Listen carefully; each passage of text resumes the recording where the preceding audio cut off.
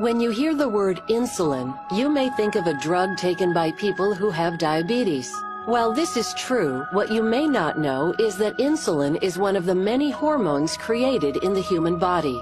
Insulin is important to the body. It allows blood sugar, or glucose, to get into cells to provide them with energy. When you eat, your body breaks down food into glucose in your small intestine. This is your body's source of energy for everything it does, from working and thinking to exercising and healing. Glucose travels through your bloodstream, looking for individual cells that need energy. For glucose to get into the cells, it requires insulin. Insulin is the key that unlocks cells for glucose to enter and deliver energy. When insulin arrives, it signals the cell to activate glucose transporters. These transporters pull glucose through cell walls. When glucose moves into the cell, it delivers energy.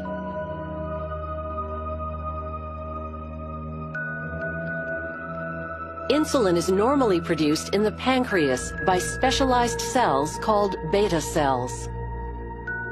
When glucose enters your bloodstream, the pancreas matches it with the right amount of insulin to move glucose into your cells.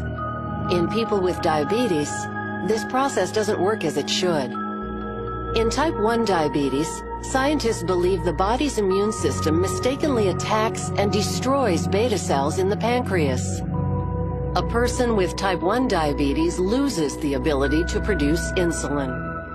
In type 2 diabetes, the pancreas is not producing enough insulin to meet the body's needs. Over time, the amount of insulin typically becomes less and less. In some type 2 diabetes patients, cells build up a resistance to insulin. Even though there may be insulin in the bloodstream, it is not enough to unlock cells to allow glucose to enter. As a result, it takes more insulin to find the right key to unlock the cell for glucose. This makes it more difficult for cells to get the energy they need. When glucose can't get into cells, either because there isn't enough insulin or because the body is resisting it, glucose begins to build up in the bloodstream. As a result, all that energy is wasted. It does not get to cells where it is needed. Without glucose in your cells, they lack the energy they require to keep your body working. To keep glucose from building up in the bloodstream, an external supply of insulin may be needed.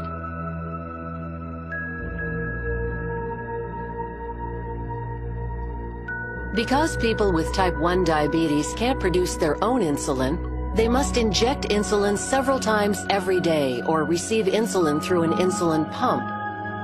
Many people with type 2 diabetes take insulin too. Injected insulin acts on glucose in a similar way to insulin the body would produce if it could. Like the body's insulin, injected insulin helps reduce the amount of glucose in the bloodstream by getting it into cells where it is needed for energy.